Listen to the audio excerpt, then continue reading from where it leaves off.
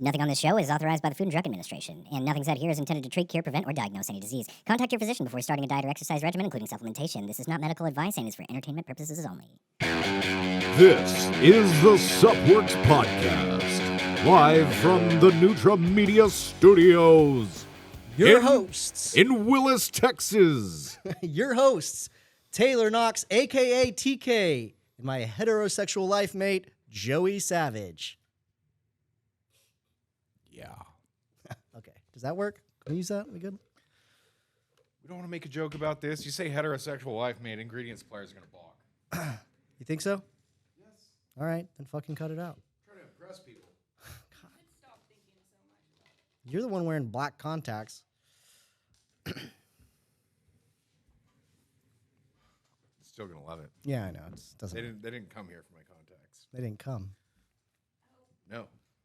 but they're gonna.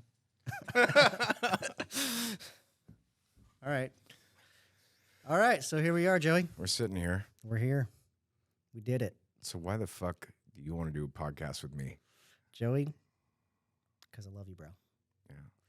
Well, I mean, you're a genius for one.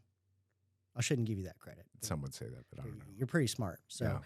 So I wanted to do a podcast with you because, so me and you, we got history. Yes, And of course. it's all, I mean, you're just, every time we hang out, there's laughs every single time. I mean, I like to have a good time. And that's what I miss about hanging out with you, honestly. So Yeah. this is really just a good excuse so we can hang out. Well, and it's a fair enough one.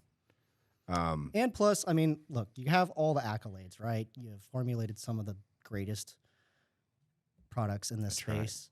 You've got award-winning pedigree, Couple of them. and you're a complete and absolute lunatic. Thank God. So this just, it's perfect. I mean, what else does any other people want to listen to when you got a person like yourself, and I can just keep on tossing up curveballs for you to, hit into the stands. Well, I mean, we'll see about that. Good at curveballs myself. Well, hey, what made you want to do a podcast with me? Why'd you say yes? Well, because I knew you would be capable. I've worked with you, and I've worked with you in the past quite a lot. You've already said that, but I have seen TK evolve from TK, who is fucking cutting up 2x4s in a warehouse over in Bryan, Texas, to suddenly deciding, yeah, I'm gonna learn Adobe, the whole thing, and seeing that transformation over a few years, started doing all this graphics design, and then you get into branding and all this other stuff, and next thing you know, you're working with me at Glaxon, and you did all the labels for the first gen and everything. You ran our social media, you built our website, and you were a jack of all trades and all that stuff. And then you got to a point where you're like, I'm bored, and you left, and then you came over here and you started doing it for fucking everybody. And you did a fucking good job. I mean, you look around this room, and there are so many major brands in this fucking room that, I don't know, did you ever see yourself doing this? And then you bought a whole bunch of fucking podcast equipment, and we got cameras, we got sound, we got lights, we got camera, we got action, and, capability. Hey, if you build it, And we have a good time. they will come. So, I mean, that's going to be great. And we have a really good network of people, amongst us both. Yeah, Killers. killers. Obviously, Absolute killers. the people that you've already worked with. But then again, there's people, from my world where it's we can bring people on and talk science, and I can grill people over their shitty claims and stuff. You got any in mind? Yeah, I've got a few in mind. I've already been talking to, a handful of them, just to get a feel for who'd have interest. And so far, everybody's yeah, we gotta see the first one drop and see how this thing's gonna perform, and then we'll just move on and keep it going. So this is a sponsored podcast. We'll do some table reads, or we've had some pre-recorded reads that we'll play throughout the podcast just so people know.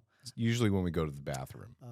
But just so you know, this one in particular, who are our sponsors for today, Joey? All right, our sponsors are brought to you by the High Stem Pre-Workout Specialists over at Dark Labs. Their website is darklabs.com. Darklabs.pro. Pro. .pro. Ooh, Yeah, they're a Polish brand. I Really. like the It's suffix. a very interesting story, that brand. So yeah, go on over to darklabs.com, check out their products, and tell them we sent you over. We should have a We do. code. Do we have a Yeah, code? we do. What's our code? Supp Works 20.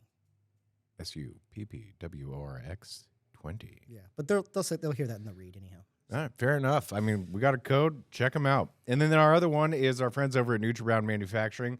They are an NSF certified for sport contract manufacturer. So if you are looking for anything that is pills, powder, or gusset bags, go on over to nutraboundlabs.com, or you can give Marcus a call. I'll give out his personal phone number later on in the podcast. And you can just send him a text and be like, I want to make a brand. No, but anyway, those guys over at Nutrabound Labs, they've got all kinds of good capabilities. They make several different product lines already. You've probably seen Flow over in GNC and soon to be in Walmart. Those guys are chugging along really well.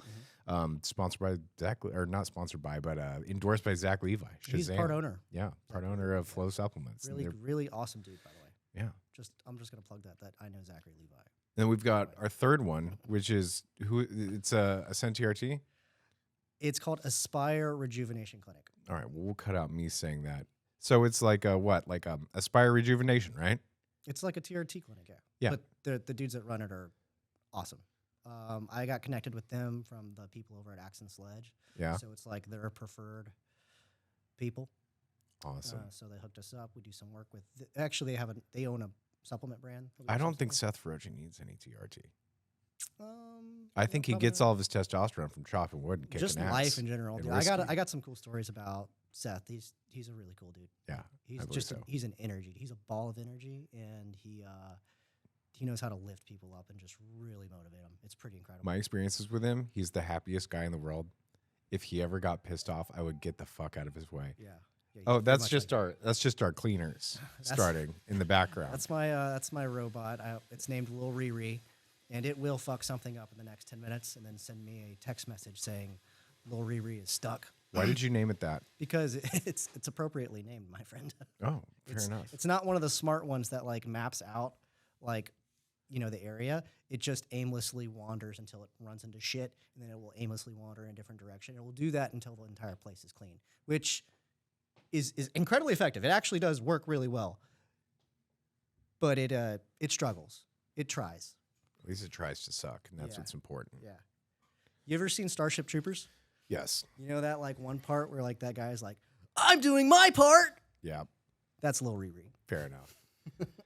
So as far as this show, to introduce like our listeners to the show, like what do you think we're all going to cover here on this? Well, this particular episode, we are going to be talking about 2024 trends in the supplement industry in the space. And I have some pretty strong opinions about like where things are headed. I'm sure you kind of have some things too.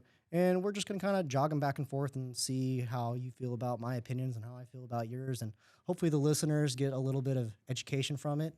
Maybe it can help them, some sort of like sneak peeks. I'm not going to drop any names or say anything like that, but it gives you an idea of like sort of where things are heading. Sure.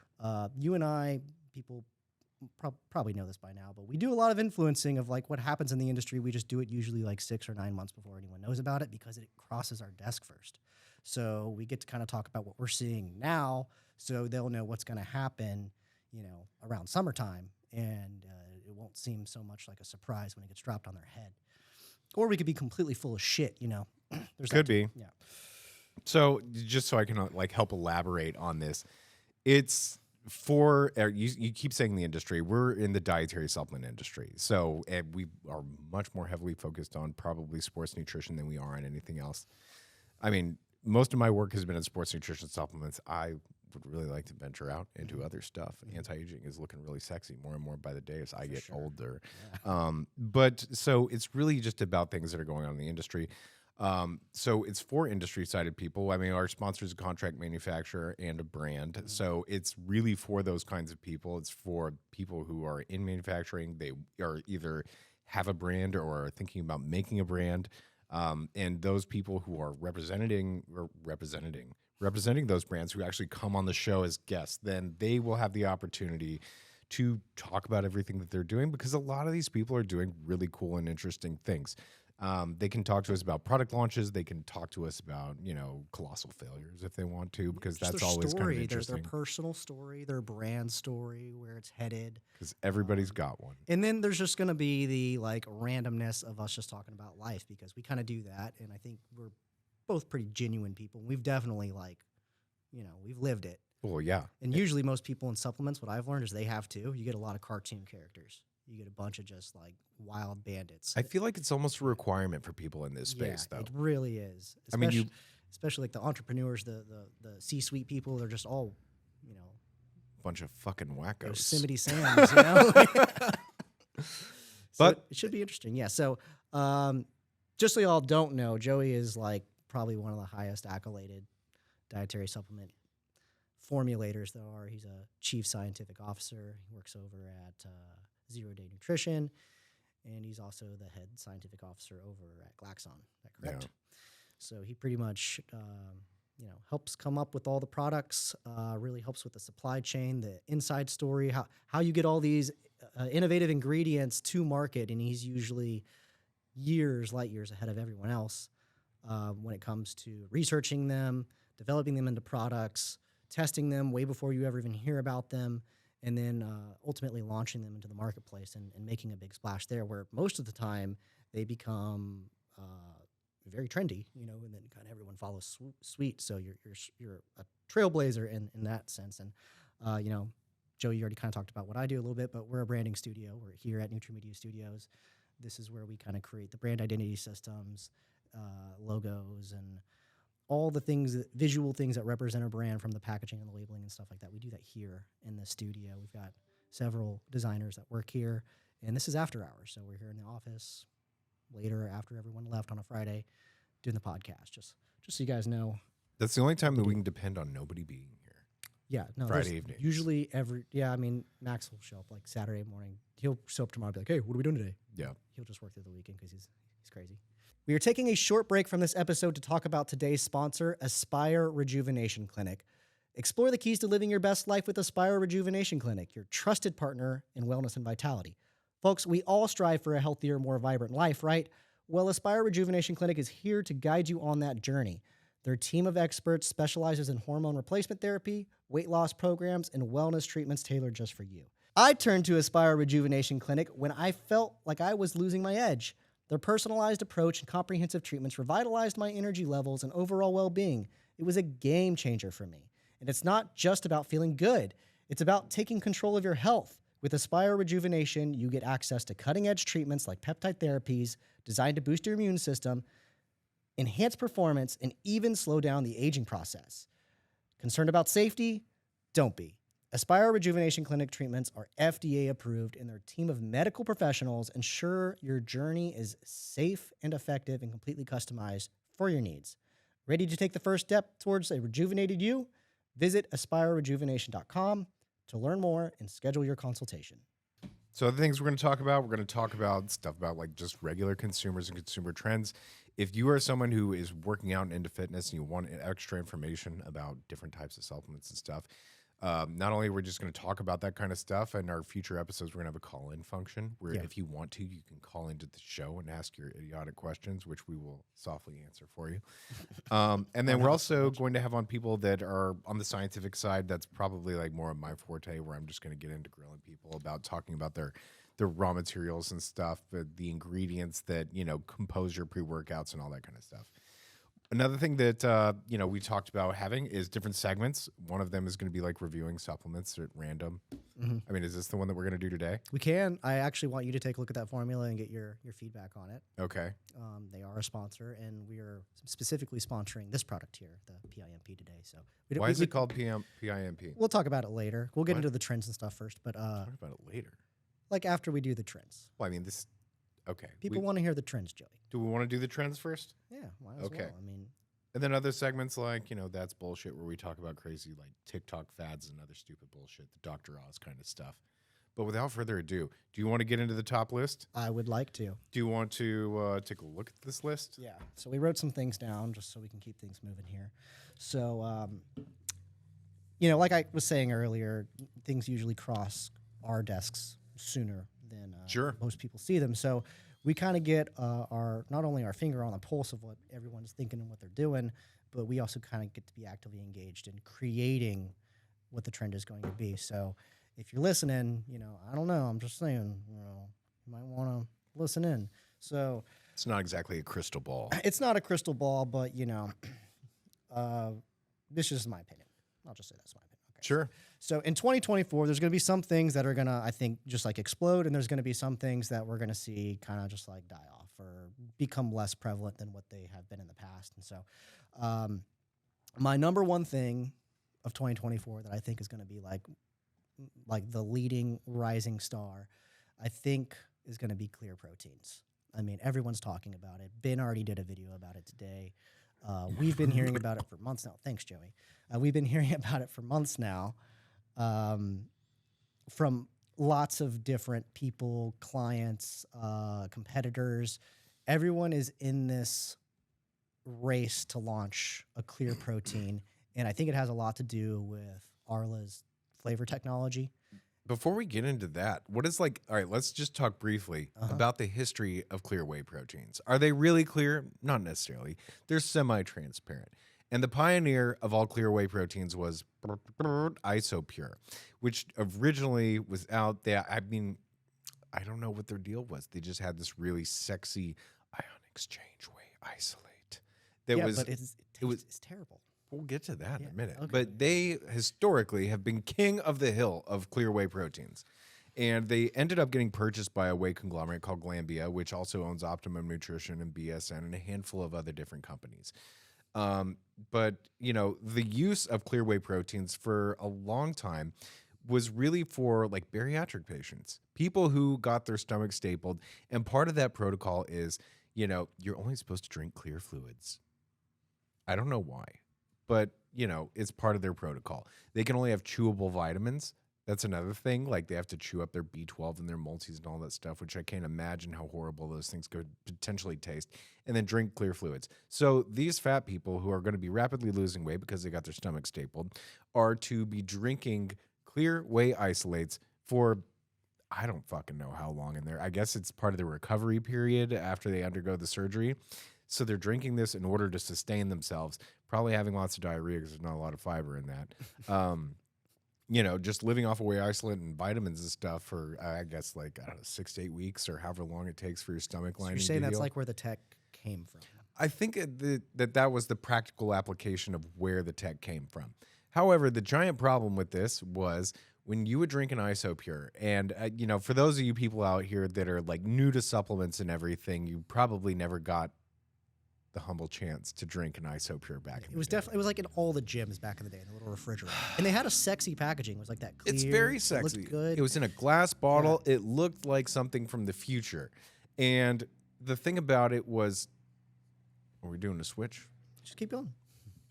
Okay, so it looked like this crazy whey protein from the future in a glass bottle with a metal top, and it looked like, fruit punch. It looked like Hawaiian punch or orange juice or just something absolutely delicious. But once you actually got the stuff in your mouth, yeah, you got flavor.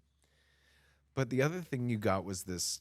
It's like an astringency. No, not an astringency. It's like something that just sucks all of the it's liquid in your mouth. It's like wine, but it's worse. a dual-edged sword. It's dry. And maybe what you're talking about is what precedes the effect that I'm actually thinking about. You can feel it on your teeth, No. It would leave a film. Yeah. In the mouth tissues. Yeah. If you've ever had a pet fish or a turtle or something like that, and they poop in their aquarium a whole bunch, and there's this fucking fish shit film that gets on the side of the aquarium, and you've got to somehow go in there and squeegee that shit out. It was like having that all over the inside of your mouth. Looking like futuristic Hawaiian punch, but as soon as you drink it, you've got fish shit goo all over the inside of your mouth. That was the history of clear whey proteins. Okay. But all these bariatric people just had to grin and, lick the fish shit off the inside of their cheeks and swallow it down. Well, then they started selling it to bodybuilders. Yeah, eventually it got to that point. But who else really did a good clear whey and still does now? I mean, you got Seek, right? Seek is a newcomer within the past couple of years. Yeah, and it's okay. They're not bad. Yeah. I ordered some and I was like, this ain't bad. It's not bad. But look, this is why I'm saying this as a trend. I've tried that Arla stuff. The new tech is amazing. I will give you that. It doesn't have the film. You don't have fish shit film. It doesn't have that astringency that takes all the moisture out of my mouth and makes my teeth feel like it's rotting. It's refreshing, like Gatorade. Well, another thing is it's acid stable. So That's what- yeah, when exactly. people That's what it is. are flavoring this stuff now, they can crank up their acid levels, they can crank up their flavoring levels, and they could really make something that tastes remarkable as opposed to something that's like just okay and leaves the slime inside. I think it's going to completely turn protein upside down when your grandma can now have 20 grams of protein and it basically tastes like a Gatorade. And I think it's going to completely explode. And there's going to be a few people who really win here. They're going to win big, like in grocery and FDM and even in C stores. And I think you're going to see it pop up and be like a completely, not a new category because it's existed, but I think it's going to be kind of like we saw hydration in the past 2 years where everyone's racing to get it. And I think there's going to be a few horses that really get out front, and there's probably going to see some exclusivities of that tech. Let's take a look though about what it's up against, because it's up against guys like Muscle Milk and Labrada, and their packaging configuration. So you've got Muscle Milk, which is an HDPE, very opaque bottle, and then you've got someone like Labrada Nutrition, which is in the very nice and cool like Tetra Pak with the screw off top, and it's made out of like this weird papery kind of shit developed by Swedish people.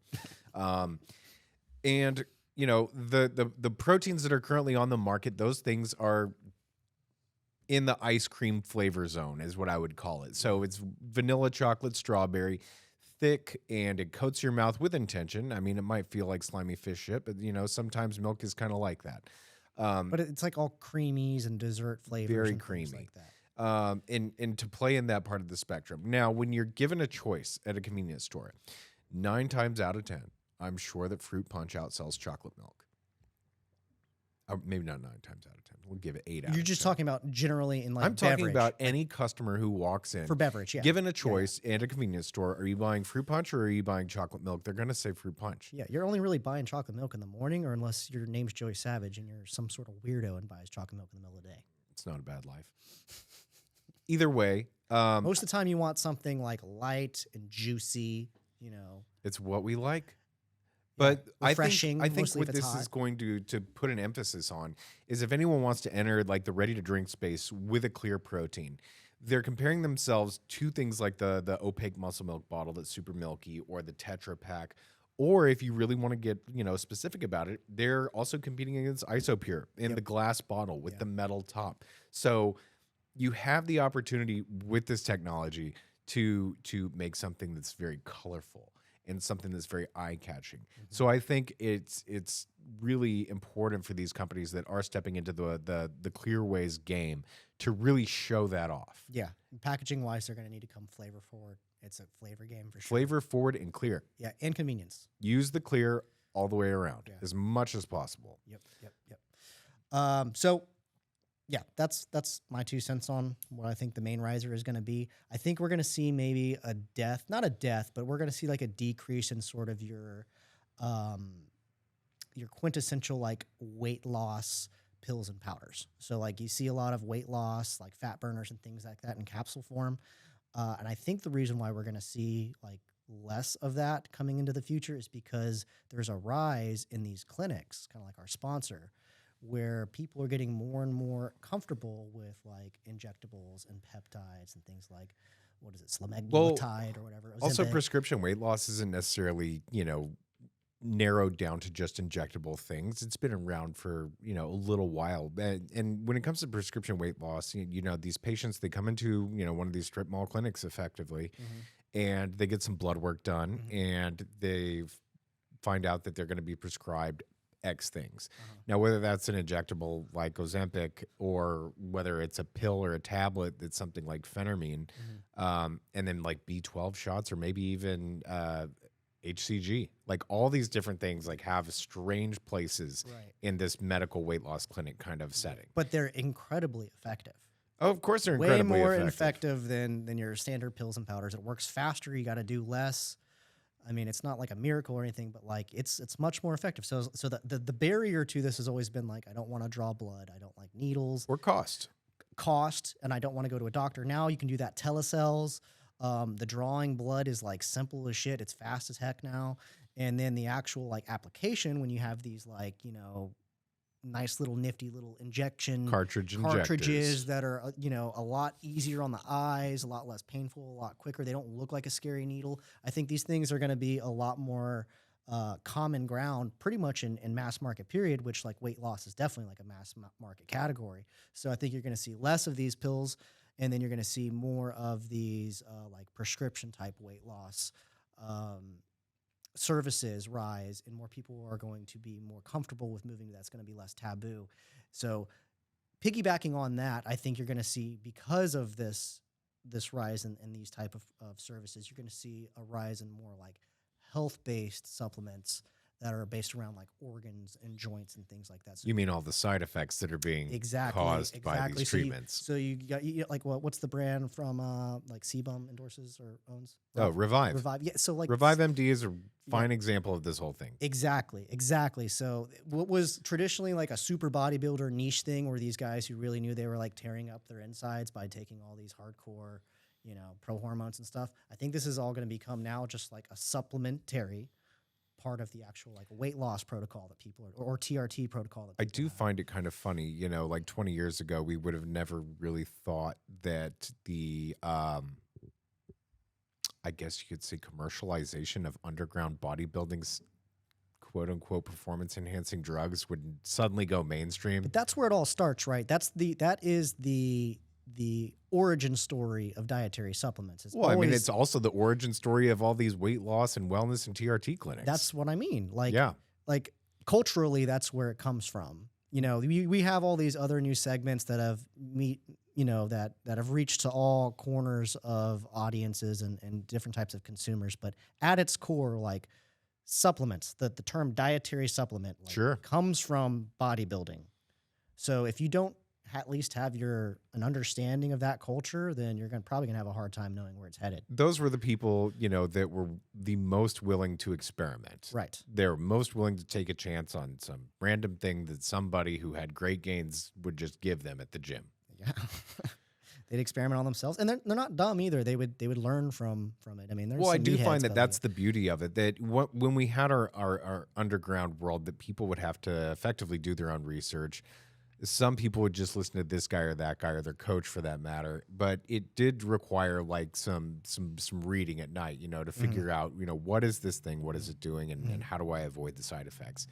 I feel like a lot of these clinics are kind of taking that guesswork out of it, but I feel like a lot of these guys, you literally get a doctor that kind of will walk you through, right? And I feel like those guys who are taking this seriously are probably doing a good job of walking that tightrope between getting the best results and mitigating all the side effects.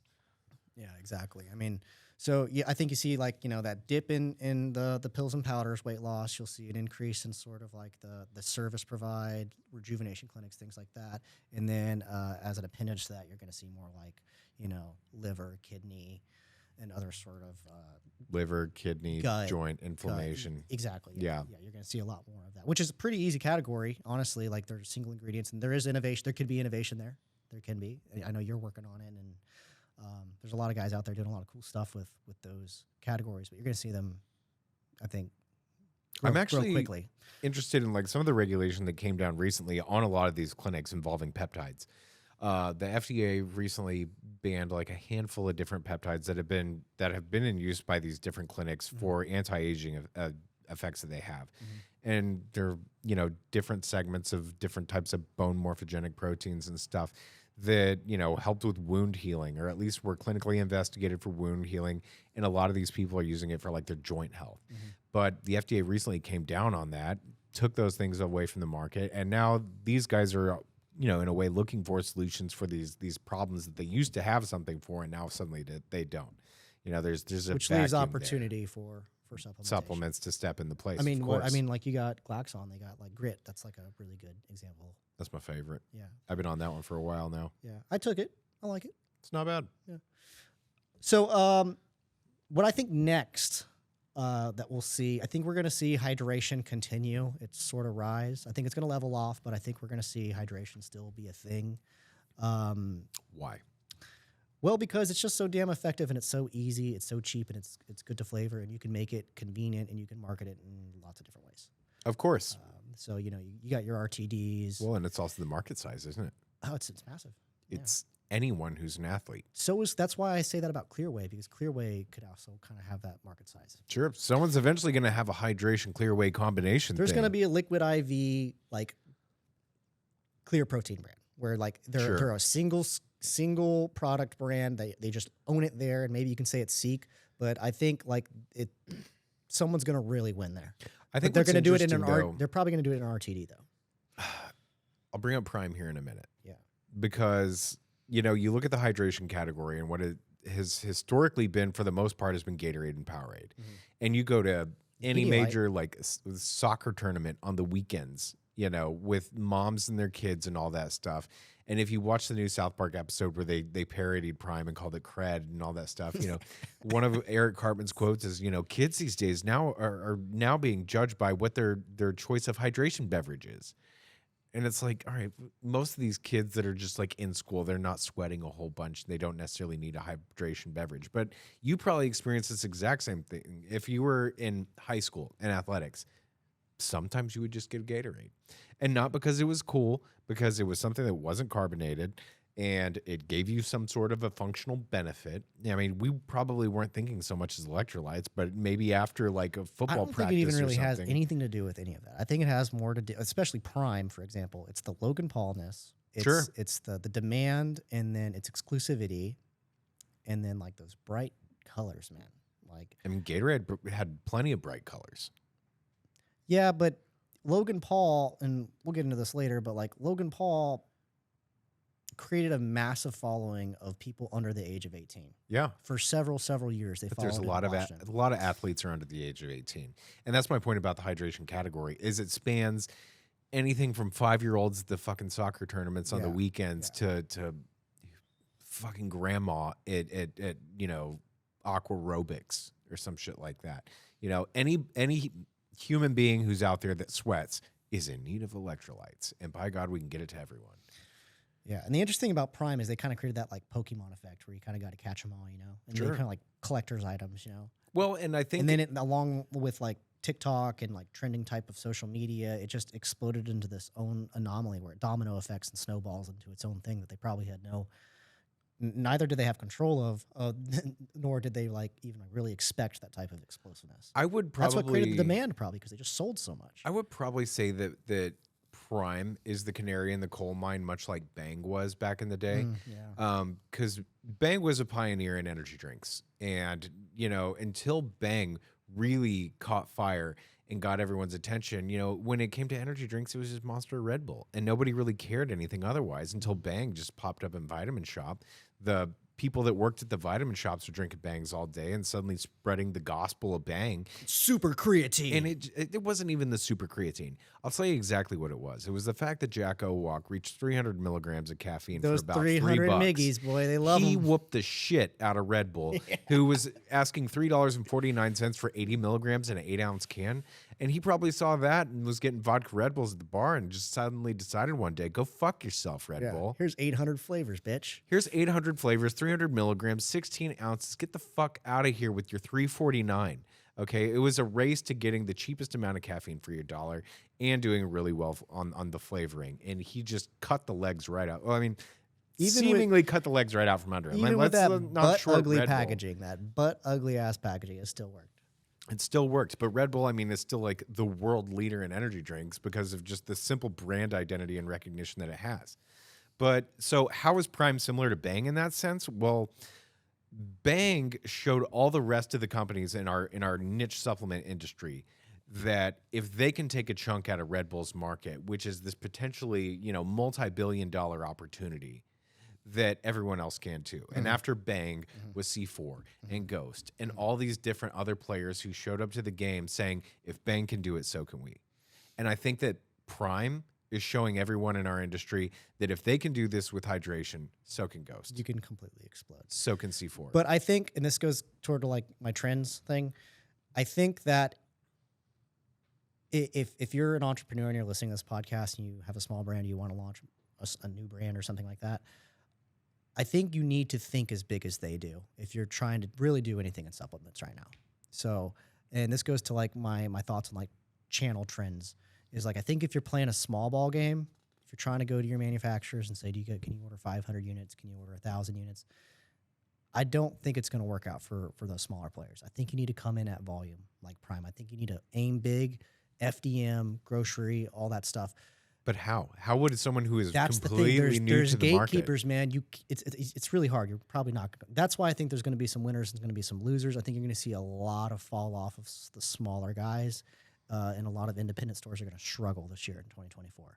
I think a lot of people are going to move more towards Amazon and grocery because groceries supplement lines are getting better. All right, so their grocery store. You go into HEB and pause for a second. I joked about this earlier, saying like the economic downturn of 2024, and it's not exactly that. 2024 comes at us with, we also called it a wild card. It's a wild card year. It's the year of the dragon, which is going to be very razzle dazzle. But at the same time, this is an election year. And we all know how election years go. I mean, 2020 was our last election year, and 2020 is a year that will live, Holy shit. infinitely in history as a point. Probably the biggest what the fuck year in probably the last 200 years. Yeah. Up until 1776. Yeah. We went through a civil war and all that shit, but 2020 was like, what the fuck is this? We really rode that bitch though, you and I. Oh my God. That was a ride. Yeah. And 2024 is going to be, probably, I hope it's different. I hope it's calm. Yeah. I hope it's nothing like 2020. Probably but not. Jesus Christ, I think we've all got PTSD from 2020. And we're expecting the weird circus that we got back then. I mean, already with the Jeffrey Epstein stuff coming out. I know it's already starting. It's getting weird, man. Shit's going to get weird. And Stephen Hawking memes, you see oh those? my God. So good. There's so many. There's so many Stephen Hawking memes of him like going to Jeff Epstein's island.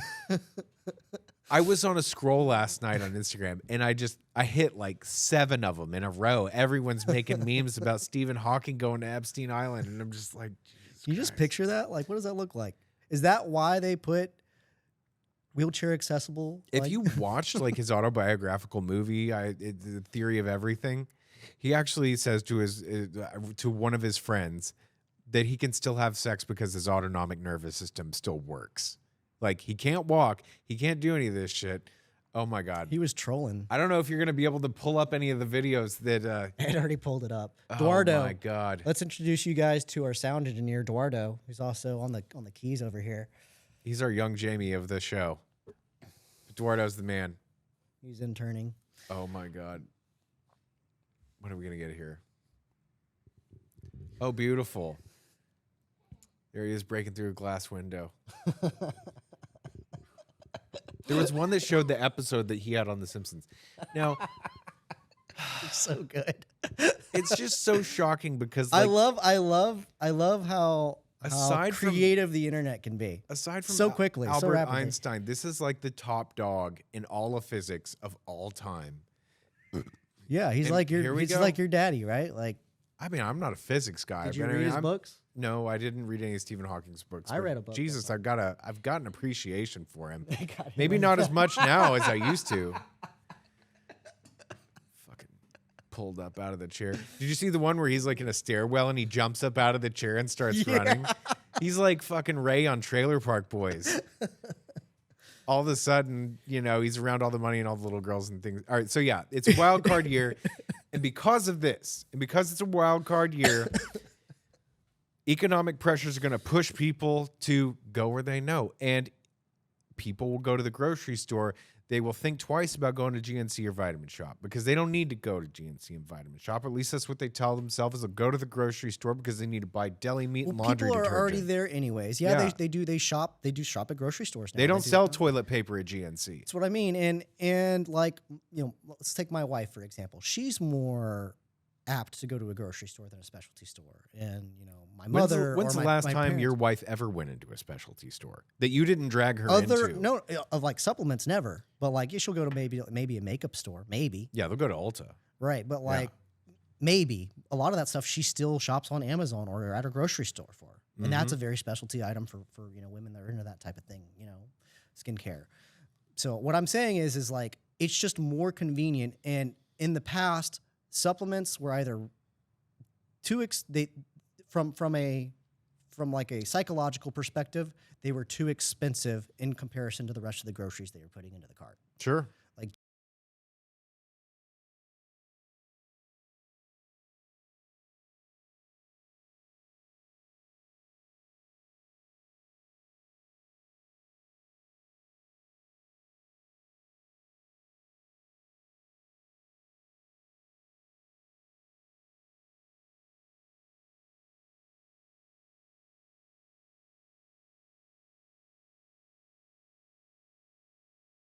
a $29.99 Is if you can item. pay $20 for a mega pack of paper towels, you can pay $30 for a fucking pre-workout.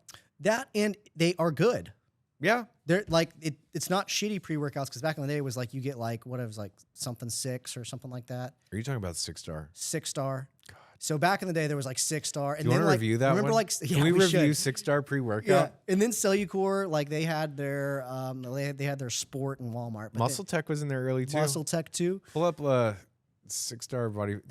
No offense to the 6-star body fuel guys, but we know how this it works. was what it was where it was at. But I think now it's just more sophisticated, is what I'm saying. And I think people They were more, pioneers in Walmart.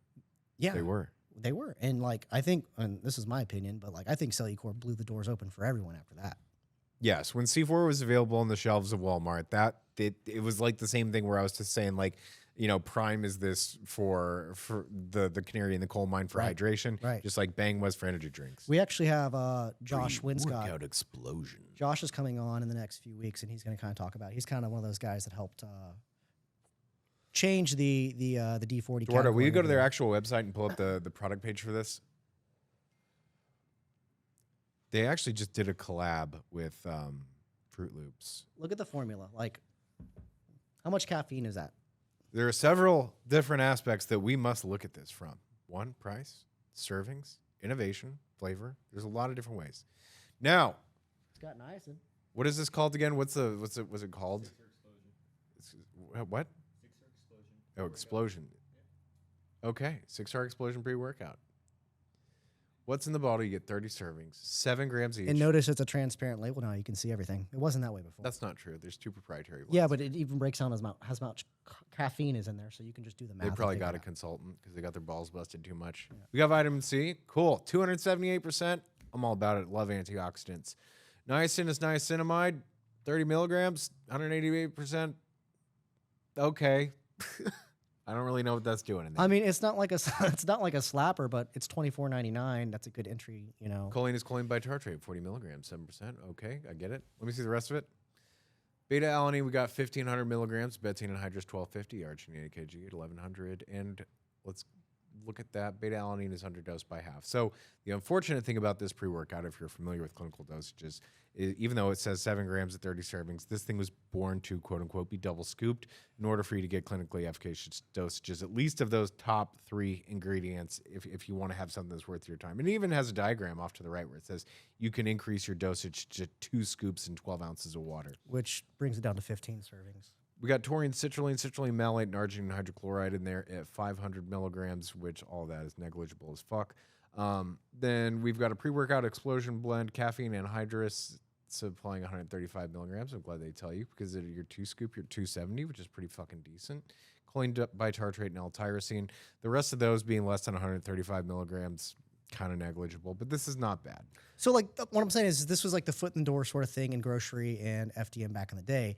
But now you see more sophistication. You walk in that store, most of these kids are on TikTok, they're on Instagram. They understand decently about all the things that you just said and that you just talked about. Sure. And they're looking for something that is more efficacious, that has a little bit more kick to it. They've got their favorite influencer, C-Bum, you know, the YouTuber that they're ingesting that type of content.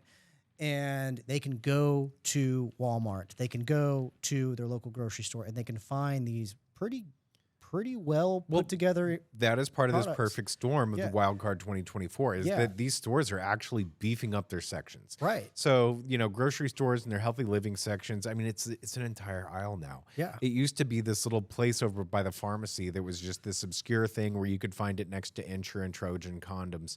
And, you know, now it's got its entire own aisle along with, you know, fucking almonds by the pound or whatever you're going to find over there. And Walmart, they've got an increasing section too. And they've got an increasing section of just overall vitamins. Yeah, it's not bad. If you go walk through it, it's not bad. So I think you're going to overall see, like, this is what's going to be really hard for your mom and pop brick and mortars. And small brands. In small brands, because that's where they live. They live in mom and pop stores. So I think you're going to see some, like, people are going to have to move over to try and get more attention, but there's only so much space on those shelves for those. And you also, you know this because you've done this. Yeah. You got to be a lot more innovative and creative when it comes to your pricing and your formulating and your supply chain. It's just everything is times 100 your finances, getting your debt in order, understanding your sell through, understanding your data. Like it's a lot more complex than just calling your buddy fucking John and being like, "Oh, John, I got this Slapper pre-workout. It's named Old Slappy," which is a great name for a pre-workout, by the way. And you know, and he'll buy 12 of them. You know, it's not that. So like, the thing that is going to be important for everyone who does try to get into Walmart and who is currently on Walmart shelves is how do you get your customers who are so used to you and all these other different places to go to Walmart to pick up your product? And one of the things that I've noticed is like Walmart has got to come through this crisis of being the place that honestly the not so good pre-workouts are, you know, the watered down pre-workouts. They've got to put their stake in the ground and be like, okay, we actually have the good stuff now. And how they at a good price too. Yeah. How they juggle that with that good price is going to be what really makes or breaks people in 24. Nailing that price point, getting turns, getting customers into the store to buy that product. Right. And, you know, I think we're also going to see a lot of the customers, those specialty customers, they already are, move into Amazon. They're just going to go and find their favorite brands, Caged, Bucked Up, whatever. They're going to go and just buy it at Amazon now. It'll get there in a day or two. Because the low effort of Prime delivery? Yeah, low effort. They're probably, again, building a cart full of other shit that they're buying too. You know, I buy like 10 things at a time when I buy Amazon now. Sure. You know, I do one-offs, but I probably buy something from Amazon every single day now. If I just add it to cart, it's real easy, one touch, buy now. What's the last thing you bought on Amazon? These cords that these are plugged into. Actually, I bought 3 new tripods like 10 minutes before you showed up. So we're going to replace all these tripods. You know what the latest thing was that I got on Amazon? What? A guitar bow. You would. You ever play a guitar with a bow? Yeah, but you don't even really play You guitar. have? Yes. You've played it with a fucking violin bow? I'm a musician, boy. Well, that's another thing that you all may not know about TK. And the reason, you know, kind of how he got into all this stuff is TK is an artist of many, many, many sorts. It's not just graphic or digital or any of this other stuff. The man's a musician. The man plays like half a dozen different instruments. So it wouldn't shock me. I hardly ever play them, but when I do, he'll fuck it up. Yeah. He'll fuck it up like crazy. We should have you play guitar on one of these shows here. I'll have to like practice a little bit first. You want to play with the guitar bow? Get my chops. See what happens? Have you ever played the EBO? You know the EBO? My cousin let me one. Those things are pretty cool. Yeah, I they just make had those no like idea cool what like to do with whale my- sounds, like literal whales. Oh no, I thought you meant an electric violin. There's something called an EBO it uses a laser, a light that reverberates against a string, and then it creates a certain frequency that vibrates the string, and then it makes like real wailing sounds. You're gonna have to show me. If you've ever listened to like Explosions in the Sky or any of those like instrumental like psychedelic rock bands, they use them all the time. Color me impressed. Yeah, pull up EBO guitar. It's called like an EBO guitar something. But this is exactly why people aren't going to specialty, because if on Amazon you can get your just supplements, buy, you can get your guitar bow, you can get headphone jacks and all this other stuff. So yeah, like again, specialty. I'll get into like what you guys need to do in order to start winning there, but you're gonna have a hard time competing with grocery increasing and all the good brands starting to go to grocery. Everyone getting on Amazon. Amazon's a very competitive space too, but there's people finding a way to win there. And there's some real weird fucking cheesy shit on Amazon too. Yeah, but I mean, dude, some of our biggest brands are just like direct consumer Amazon or like niche direct consumer brands with like a massive influencer, which brings me to another thing, which is like your TikTok shops, right? Like, so like if you're not on TikTok shop and you're not creating content. Do we want to use the influencer subject to really segue into TikTok? Yeah. I mean, okay. So like, we talked about this the other day, but like one of my 2024 trends, I think you're going to see from a marketing standpoint is I think you're going to start seeing sort of like the fall of like the micro influencer, which are like, you know, What do you mean? I'm a personal trainer with an ebook. Exactly. Like 1,000 followers to like 30 something thousand, maybe up to like 100,000 even. I think 100,000 followers on Instagram really doesn't mean shit anymore. Really? Like, I mean, you could just buy followers. A lot of people do. And I the hope engagements, I have that many one day. the engagement's mostly in like things like stories and direct DMs. Like, you know, there is reels, but I don't really think they like drive a lot of sales from an influencing standpoint. Sure. So, but TikTok does and YouTube definitely does. So like a lot of the commerce is moving over to TikTok because they got a good TikTok shop and that younger demographic is you know, buying. They're buyers. If you're not marketing to them, you're like basically marketing to no one at this point. This is really because and I think that there's like whales here. There's like monster celebrity stars on these platforms that can get meteoric rise really quickly, where I think like those are your true winners, not like your couple thousand follower people, your army of 100 people who have 30,000 followers. That's a lot to manage.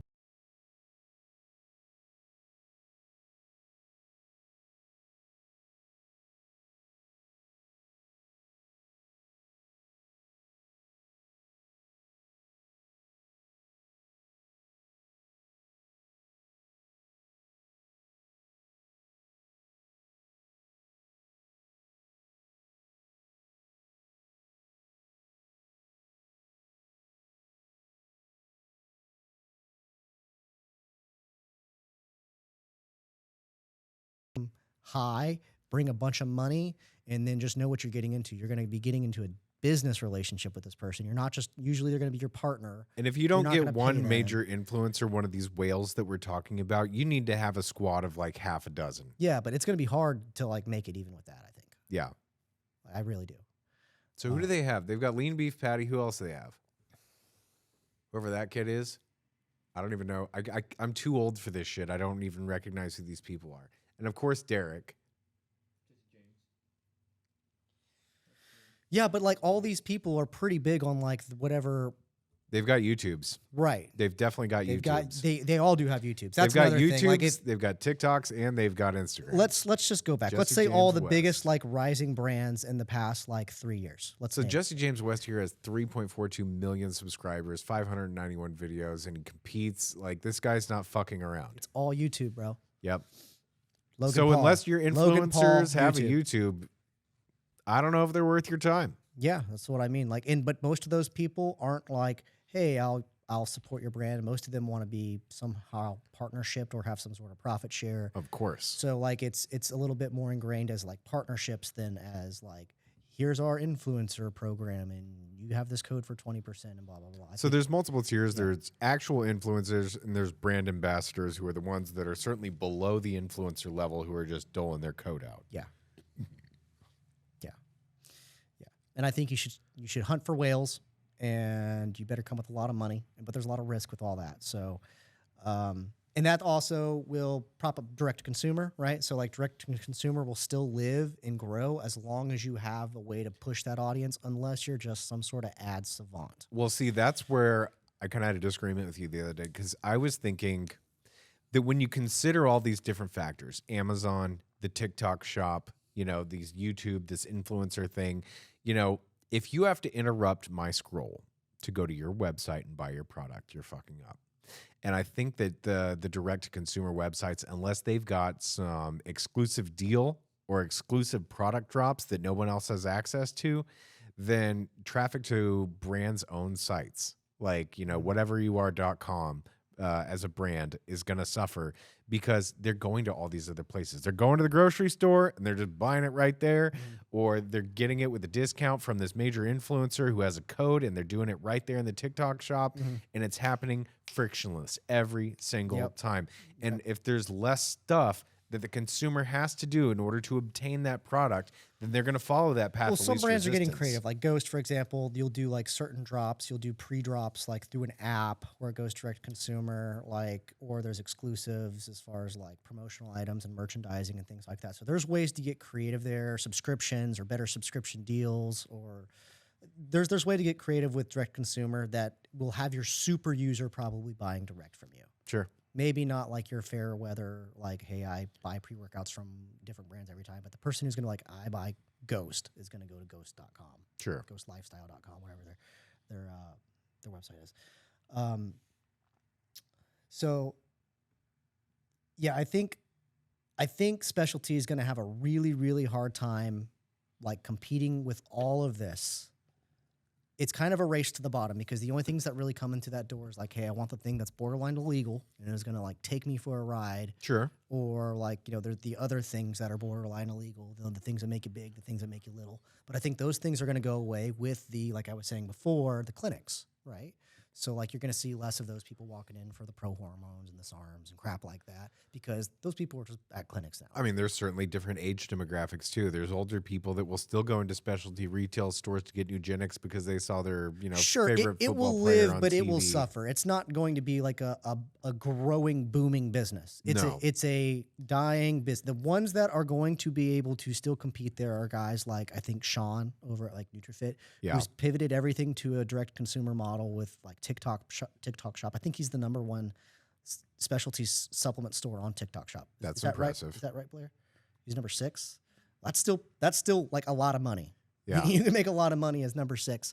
And so he absolutely kills it there, but he is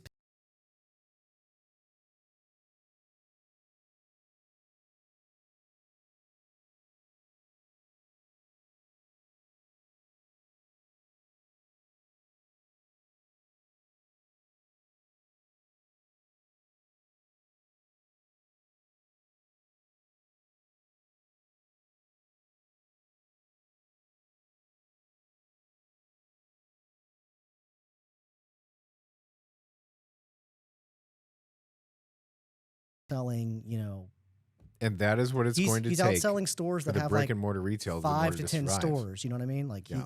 he's outselling them just through and it's because he's got creative. I think also people who build a community, like they have some sort of sense of community in their local community. Maybe, they have a bunch of area bodybuilders or athletes and other sorts of influencers that are driving people to your store. I think that's kind of always been the gig, but it really needs to be very, very strong. You have to have a sense of culture that people want to support you, kind of like, Freemasons and things like that. Like You want the Freemasons to you know support you? You know what I mean is like look at like Hasidic Jews in New York. Like they will only go and buy from other like Hasidic Jews in New York and Brooklyn. So we need to create Hasidic Jew supplement stores, all kosher products. Right. But And that's down the street. And down the street, we're going to have the Freemason products. Freemasons and Freemason friends only. Get your Freemason discount, special handshake at the door. Yeah. It's not a terrible There idea. might be an idea there, but the point is it's community. It's about owning your niche. Yes. Yes. Yes. And like if you have that, then you may still be able to sustain. Again, you're not going to like massively grow unless you're like Sean and you can have a platform that has that type of growth. I'm going to call a timeout pee break. Let's Okay. break Time- for our commercial. Time for a sponsored plug. Greetings to all our entrepreneurial listeners out there. This segment of Supp Works is brought to you by Nutrabound Labs, leaders in the field of nutraceutical manufacturing. Are you in the health and wellness industry looking to launch or expand your line of nutritional supplements? Nutrabound Labs is a GMP certified and FDA registered contract manufacturer that aims to be your go-to partner for top-notch manufacturing services. They specialize in creating high-quality, custom-formulated products with excellent flavors that meet your unique needs. Imagine having access to a state-of-the-art facility where your vision for premium vitamins, supplements, and protein powders becomes a reality. Nutrabound Labs offers that and more with their advanced manufacturing techniques, rigorous quality control, and a commitment to using only the best ingredients and flavoring systems. As a nutraceutical label designer myself and consultant, working with Nutrabound Labs is always a pleasure. Nutrabound Labs isn't just a manufacturer. They're your partner in success from R&D to production and even labeling and packaging, which us here at Nutramedia basically bolt on with them for. Their comprehensive services are designed to streamline your product launch and drive your business forward. Don't wait to bring your nutraceutical vision to life. Visit NutraboundLabs.com to learn more about their exceptional service and start a journey with a trusted industry leader. Or if you're interested, just contact me, TK. You can follow me on at Nutramedia. Direct message me directly, and I can share Marcus's contact with you.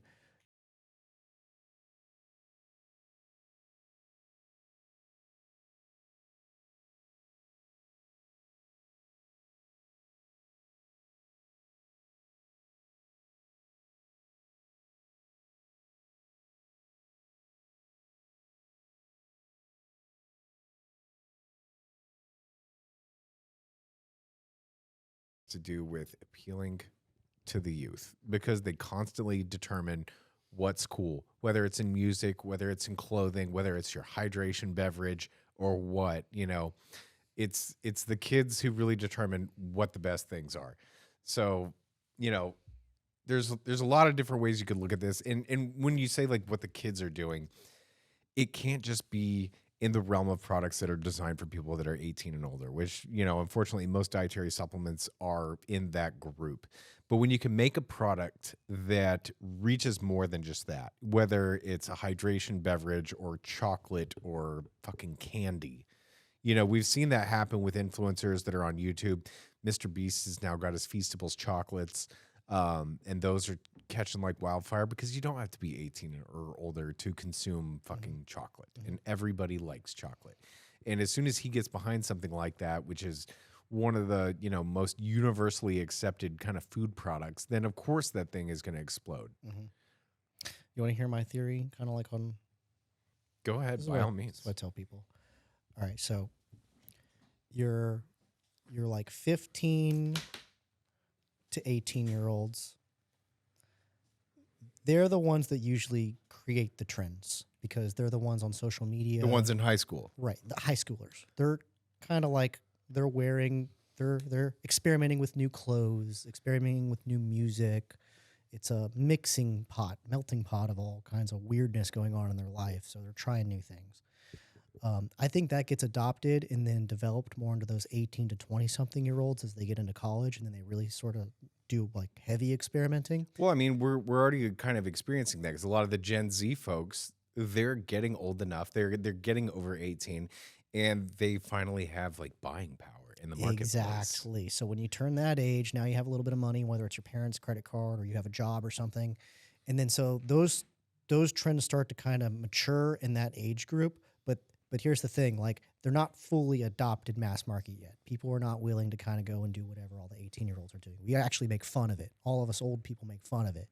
But if we were smart, we would pay attention to it. I mean, we've got to. Yeah. So what happens is then these things, these trends, these tastemakers that start in the 15 to 18-year-old group and sort of kind of go to 18 and 20s and sort of they go to this, they start to develop there.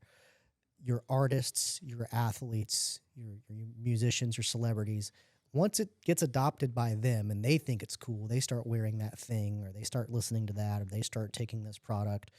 That's when it gets mass market appeal. So you think it goes from the kids to these major influencers like celebrities and athletes? I think it influences them, yeah. Yeah. I think like everything gets seeded from an idea, right? Do you think maybe it's the desire of those people to be seen as cool? No, I just think that things are cyclical. And actually, I think it's not about being cool. I think it's about finding your own identity. And I think at certain ages, people are in search of their own identity, but they're too young yet to know that they're kind of in their own little social echo chamber. So then they just sort of become like an amalgamation of kind of like whatever's cool in their little group, but they really go all in on it because there's not that many consequences when you're young. Sure. Like, for example, I was like super emo when I was a kid. I played in bands. God bless your soul. I wore girl pants. I had long hair. I straightened my hair and crap like that, right? But like you wouldn't see that in me now, right? No, I would never guess. But I went all in on it. But like that really did create a whole trend. And then we have like 3 years later, Green Day, they were doing it, who was like a punk band. But again, this adoption thing happened and then that was mass market. And then all my parents and everyone's like, oh yeah, this Green Day song's cool. But all that stuff started when I was like 15 or 18. It's like Facebook getting, suddenly like, I mean, I'm dating myself by saying that, like, yeah, our generation was the first Facebookers, and now it's right. such a complete now who's on cesspool. Facebook? Your fucking grandma. Exactly. And then there was an exodus to Instagram, and then everybody got on Instagram, and all these young kids are over here on TikTok, and then we are now the old people that are moving over into TikTok and being like just repulsed and, posting, animated stickers that, say live, laugh, love. So now we are being influenced because now we're of the group of people that have money. Sure. And we can go buy things. But we are just completely inept when it comes to proper social media. Well, just like modern social just media. like creativity and like doing something new. We're not of the type of people who are like, oh, I'm going to try that. That's new. We're going to let everyone else kind of go and we're going to let the youth kind of go and figure out and do stupid things with it first. I'll let those kids figure out how to email. Yeah. But like the other day, I think my wife, she bought like the baggy pants again, like that's back in. Oh yeah. But she just did that. But like that was cool. Like my sister wore those kinds of pants at Thanksgiving, and I asked her, I was like, hey, where'd you get those Jinkos? Yeah, exactly. I say that too. So we had a guy who used to work here. His name's Arthur, and he's like really into fashion. And so like he would wear like. He's into fashion. He's into fashion. Okay, go on.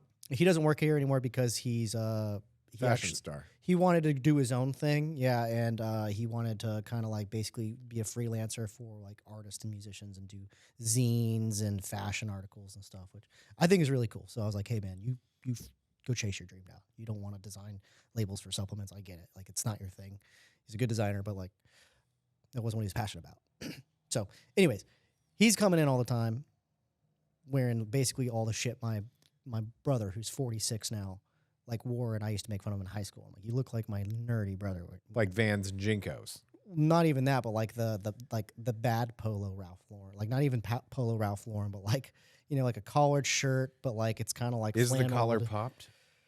No. We're not there yet. We're not there yet, no. But soon. No, it's more of like a dad look with the baggy pants, but like before they went full on Jinko. Like What an like odd Full time. House. What an odd time to be wearing Jinkos and like a Ralph Lauren polo, just regular without the collar popped. But here's the thing, he makes it work. Like, you know, like he had his own style going on, and it's definitely trendy. I think he had like some TikTok video that had over like 1 million views. So like he has his finger on the pulse of like what's cool in his little world. Yeah, apparently 1 million people think he's cool. That's what I mean. So like That'll never happen. we don't freaking know really.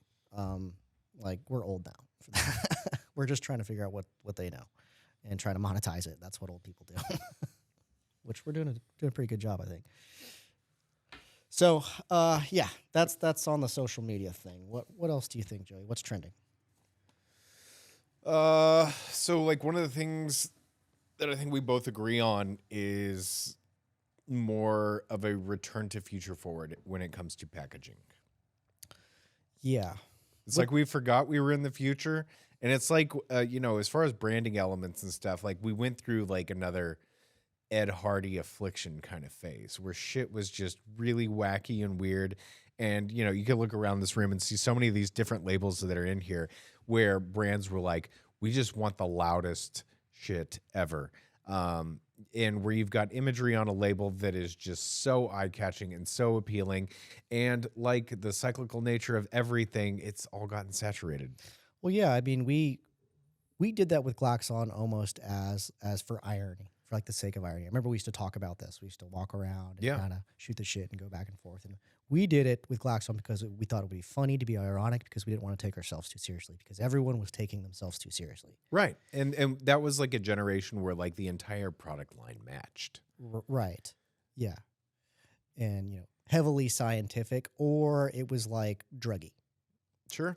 So we were like, well, let's not take ourselves too seriously. Let's do just something for the sake of fun. But we had good timing on that because of this whole thing that's going on in pop culture. And it was all about art. And what kind of art are you going to put on this label that portrays what the product is? Right.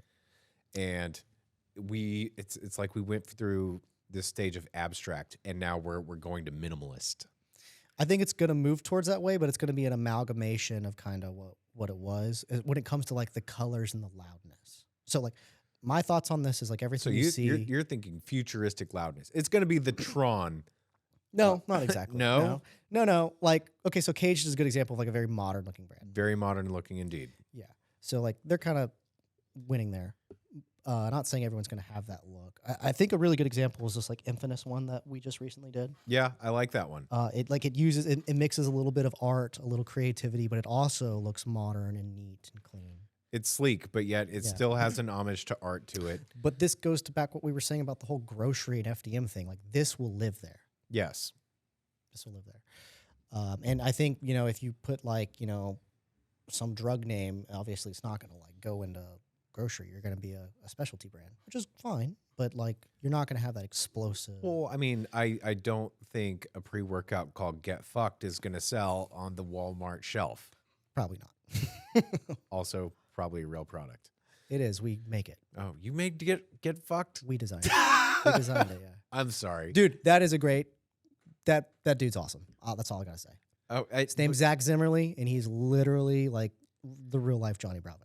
Get Fucked, not for pussy. Like there's so many like just out there pre-workout names. There was some called meth or whatever, or cocaine.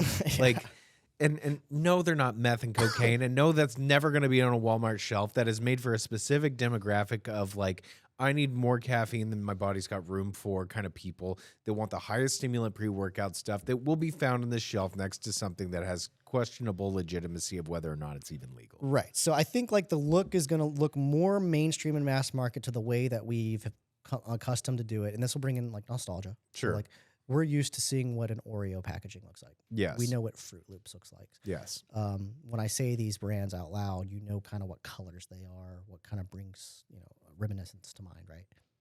So what 2024 is going to mandate for brands is owning their unique identity.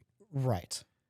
Right. And how are they going to choose to express that unique identity through their packaging? Through color, through shape, through like a character, like Fruit Loops has toucan, it has like Toucan Sam. Exactly. Yeah. But it also is going to be presented in a way that's very easily palatable, and that's what I mean by minimalistic. If you look at like a cereal box, there's like four main things that you see. Like if you just break down the elements. I see the name, I see the brand, I see the character, I see the product picture. Like in the color. Yeah. So those things and then the color. Yeah. Like what color is a Lucky Charms box, Oh, it's red. Exactly. I know Lucky Charms box is red. I know it says fucking Lucky Charms on it. I know Lucky the Leprechaun is on it. I know it's made by General Mills.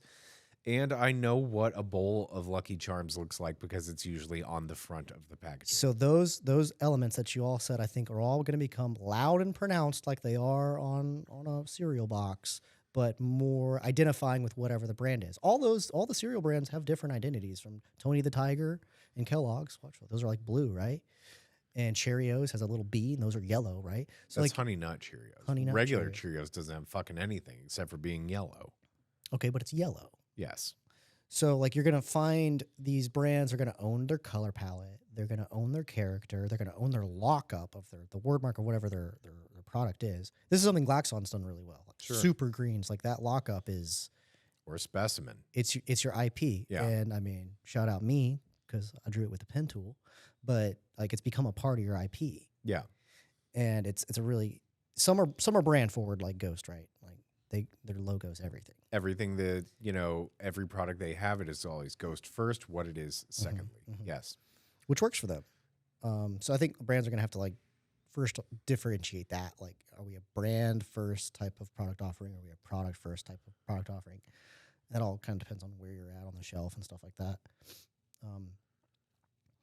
But yeah, I think you're going to find even Ghost and even Glaxon have sort of like minimalized your packaging and got away from like the crazy busyness and started to find those core elements and find ways to really refine them, but keep them still bright and colorful and eye-catching. So I think you're going to see more of that. I think you're going to see a death of like sort of the all black, everything's black. It's hard to sell flavor with black. So Yeah. I think moving forward, you're going to see more color. I think Glaxon's done a really great job introducing neons. Y'all's label guy, very smart, bringing in those neon colors. I mean, they're just so loud. But even with the tub, I mean, we chose something that was very neutral. I mean, we went with frosty clear and chrome, and It's unique and it's... that's the canvas that we paint upon. Yeah, I remember we had quite discussions about that back in the day. And that brings us to like the next thing where like owning your format is going to be big, Everyone's ordering white tubs, everyone's ordering black tubs. If you can order your format like of your tub and it be unique and find a way to differentiate there, and it still makes sense for your supply chain, I think you're going to win that in your overall shape. And how to make that something that is unique, and it's almost as though like every aspect of the product needs to be branded. Yes. The plastics that you put it in, the Yes. scoops that you have, Yes. the labels that you have, the type of what your powder looks like. All those different things take a play into what makes your brand iconic, and that is what it's going to take in order to survive, this coming year. Yeah. The smart ones are going to find a way to like take common things that you can get in supply chain and then get real creative in ways that they can make them different. So like one example that I think that we're going to try to do here is like do more custom dye lines with the labels. So like no one really does that. Branded neck seals. Branded neck seals. I've seen that a lot. Like these little neck seals that are on these right here. You can Yeah. either get a standard clear neck seal, or you could print your branding and stuff on it, and then it doesn't even matter what color your fucking lid is because you've got this thing on it. That's that. Like a lot of people are doing that. That's not even that unique. Look at like Flow, for example. We use a custom dye line where there's a little tab on it, where there's a perforation. That's a custom dye line. It's only $250 for a dye line. Interesting. So add $250 to whatever your label cost is. It's just one-time fee for that. Again, you have to play in the parameters of the dye line, and it has to work for whatever you're putting it on. So it's custom. But like, you own that dye. Like, look at all these. So what are some other ways, like, that are an example? I mean, all those guys have custom dye lines and stuff. Yeah, walk into a liquor store, every single like liquor label will have a custom dye line. So you're going to see a maturation of things like this. Now, it makes it harder to apply. You're on the manufacturing side, sure. So it does make it a little more complicated to like apply to a roll on the manufacturing side. But there's ways. It's probably not that difficult. No, you just design dyes that work. I mean, we tried to do one with Justin and his MyQ. Yes. But since he was using a clear label anyways, it was like, well, why do it when we can just make that part clear? Yeah. So we didn't, but we originally did. It was just like, it's pointless to do that. Why spend the money and make it more complicated if it doesn't need to be? Interesting. Also, there's a testing. You have got to test it to make sure it applies right. So, yeah, I think that's. So other ways that you can make your brand stand out and be iconic. One of the subjects we talked about was convenience and how frictionless the process is of a consumer using a product. And a lot of brands have, kind of solved that with different types of delivery forms. You look at what our traditional dosage forms are, and it's capsules and powder. And a lot of people, depending on the payload of what it is that you're doing, a capsule may not necessarily make sense. And if you can fit it into a gummy, well, then all of a sudden, that is something that is very appealing. Oh, yeah. Not only do I get to take my supplements, I get to eat like some sort of a tasty treat. That's kind of neat. Or the full-on convenience thing where a single dosage is, in one of these 16-ounce cans or in a bottle or something like that. Or you maybe you can't go that far and you go for the in-between route. So you don't have a scoop and powder where effectively there's a decent amount of work involved. And I've even seen some brands where they're like, we're not even going to give you a scoop anymore. Yeah. We're going to tell you to use a tablespoon because everyone's got a tablespoon in their kitchen. Yeah, but now you can use it as a sales parameter. What do you call them? What? That they're saving the environment by not providing you scoops? It's a sales proposition. We're using 5% less plastic in this because but it does don't work. Provide you scoops. There are people who care about that. Thank you. Joey Savage, the master of funny voices. Or you go this middle ground, which is, no, we're not providing you a scoop. No, or you're possibly providing a scoop. Then there's this other thing where you have each serving individually pre-packaged and wrapped, like Liquid IV, for example. Correct. But once again, that removes an element of friction. Me as a consumer, I am not getting my hand dirty with my tablespoon or my scoop. I'm not even reaching into your vessel that holds the product because all I got to do is reach in 2 fingers, 2 fingers, tear it open, 2 fingers, cup of water, bottle of water, bottle of vodka, whatever. Shake, and we're good. And it's another element that makes the whole user experience from the consumer standpoint really easy. And, it's so easy where you can give it to your friend. Mm-hmm. Like, where we're, my girlfriend's gone to bachelorette parties and in their little gift bags is some Liquid IV for the hangovers, where you can just go buy, your 30 servings, however it is, and you can dole it out to all your people in your radius. And all of a sudden you have turned a consumer into an active sampling program. Yep. Exactly. And it's so shareable and so easy and so doable. It's perfect for on the go. You can take it with you. You can put it in your luggage. You can take it to soccer practice. You can do all these different things that your fucking obnoxious scoop and tub can't do. Yeah. True that. Jughead. Yeah.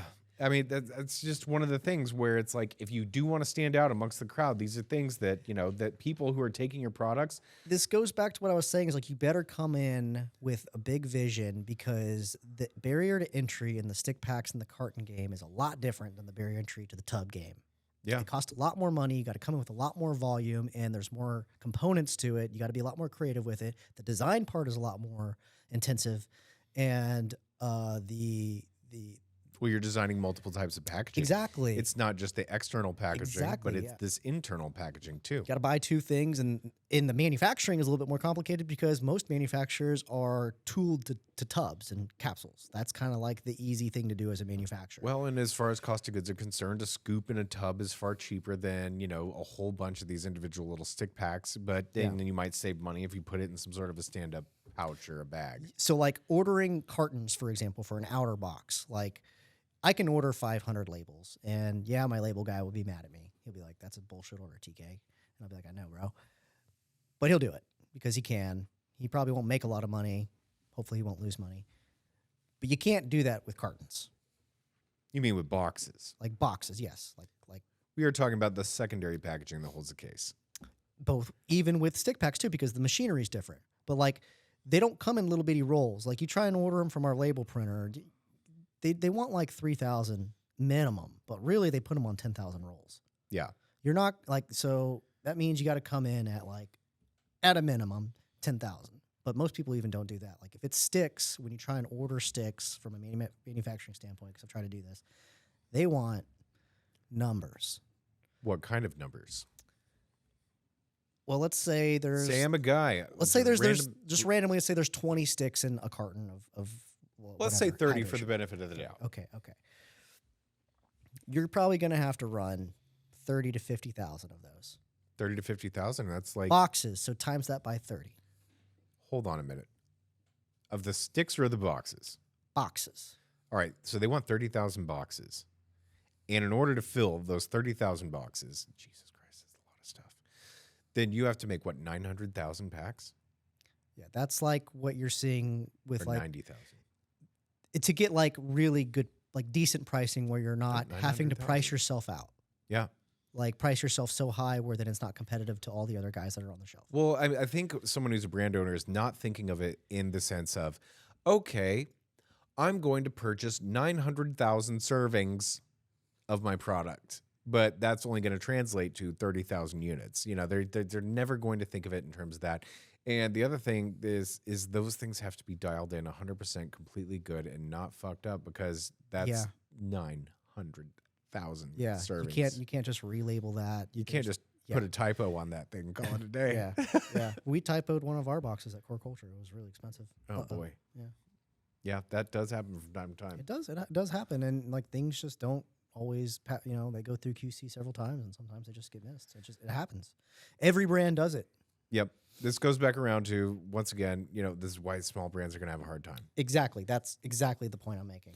Yeah. The small brands are going to have a hard time because people who will give these types of clients, that time of day, and it's just because it's a wild card year. It's a wild card year. We're talking about these macro things that are going to be forcing these brands and these different companies to go to these different distribution channels. They're not going to be able to sell as much as they were previously.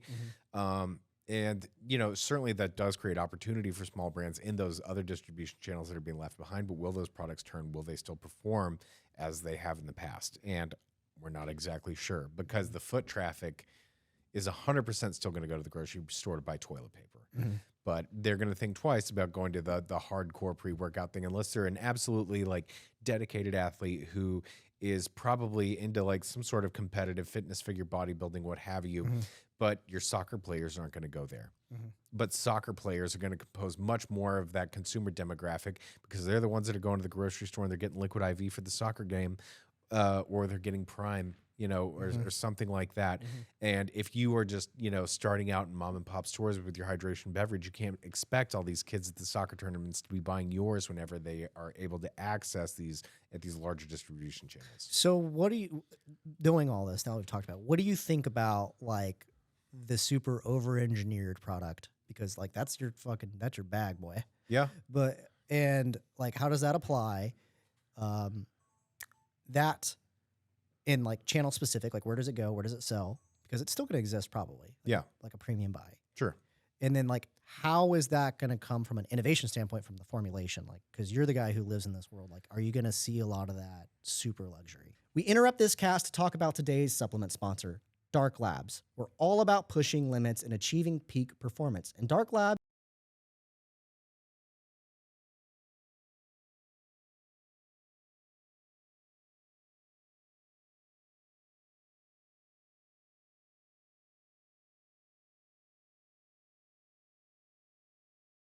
aka Pimp, 20 servings, stem-free pre-workout supplement, which comes in 2 incredibly easy-to-drink flavors, green apple and sour cherry, green apple being the favorite of mine.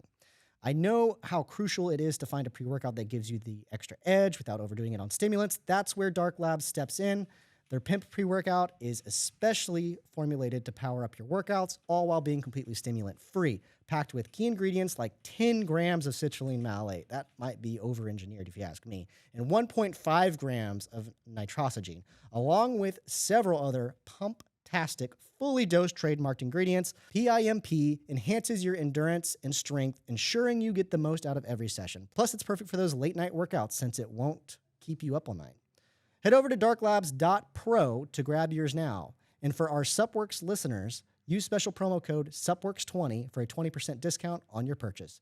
Dark Labs, where serious athletes find their secret weapon. The pressure of the over-engineered or super complex products like that you're only used to finding in a specialty store is going to have to be more mainstream accessible. There is going to be a heavy burden on those brands to find different ways to either get that learning curve out there to teach people that, yes, these products are more complex, but they're available to you now on Amazon or at Walmart or in the TikTok shop or any of these weird places that they, usually don't live.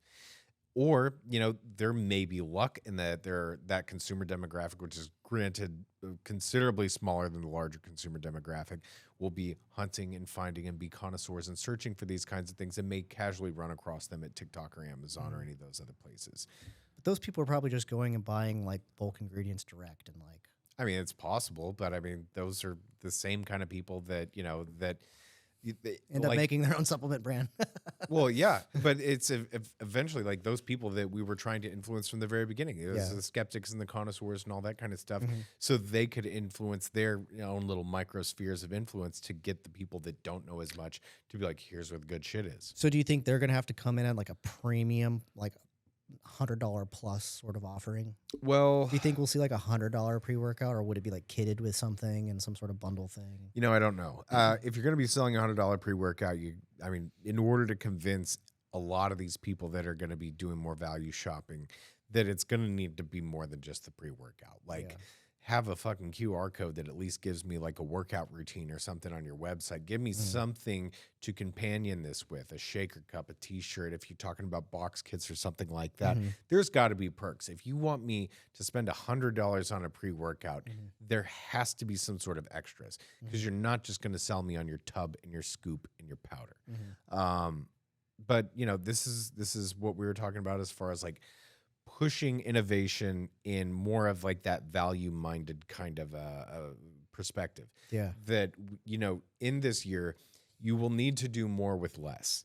You will need to do more innovative things in a smaller, tub size or a smaller serving size, or to do these things in a way that's not as over-engineered.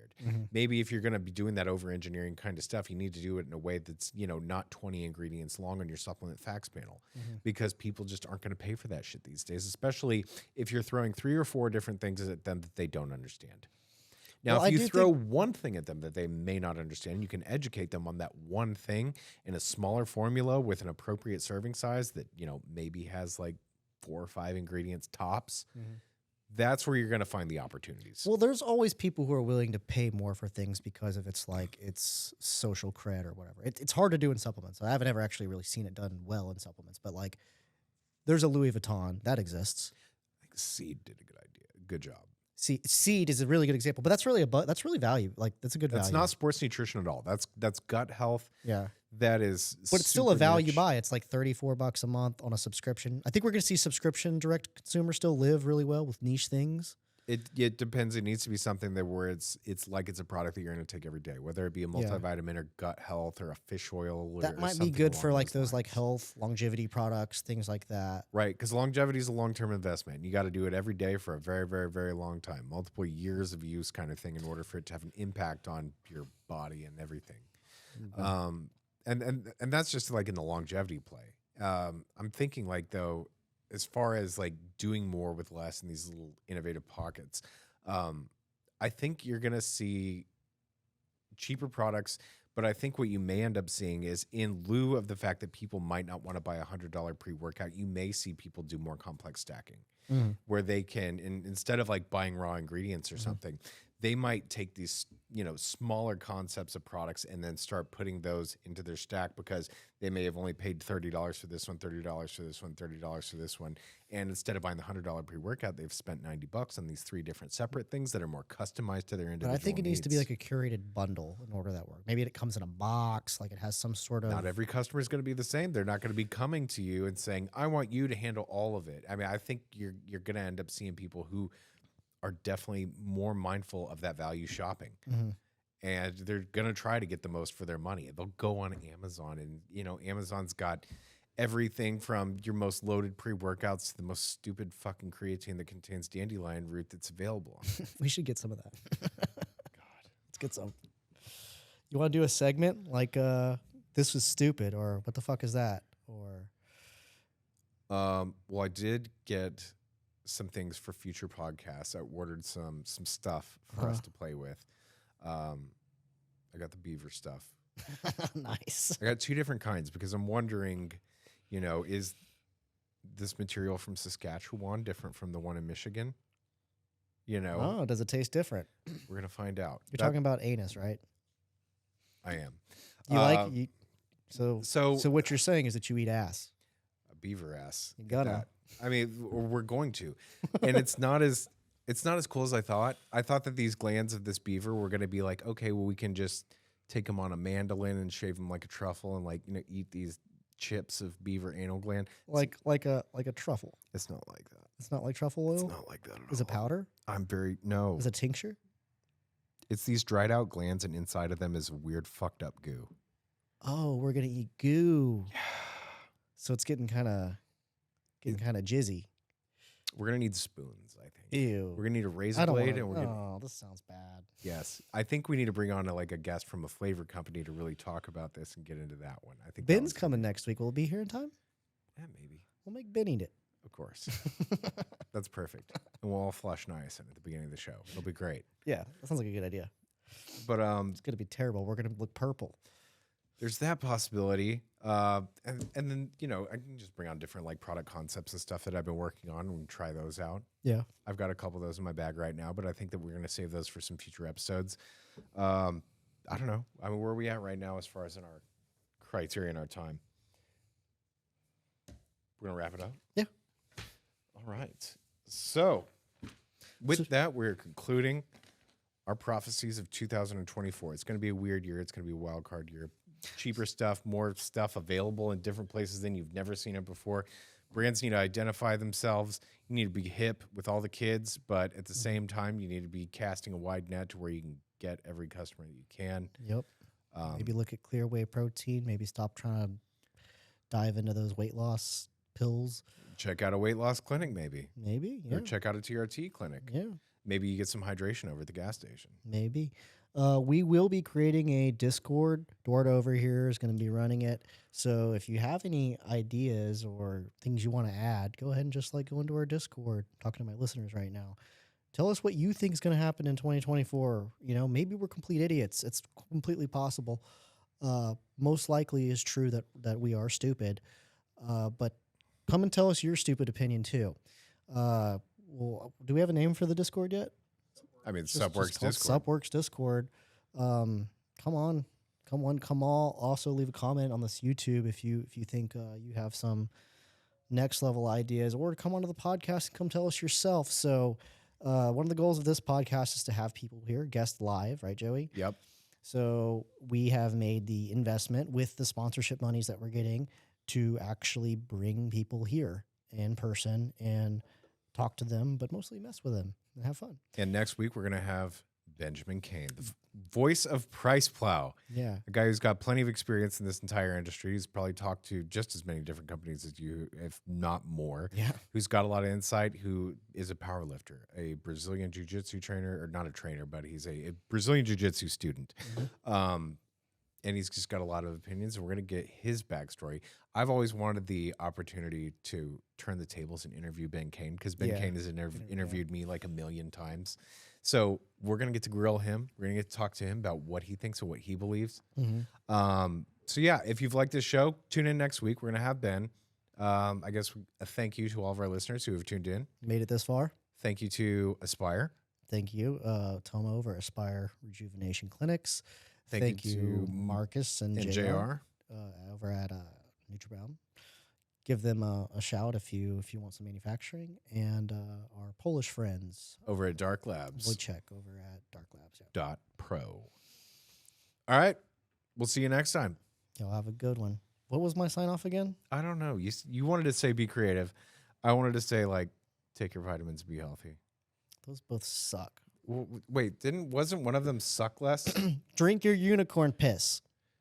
Take your vitamins, try not to suck, and be better tomorrow. You know what? I want to make a shirt that says unicorns never say die. Or like unicorns never die. Yeah, unicorns never die. That's my saying. They also never live. If you believe, Joey.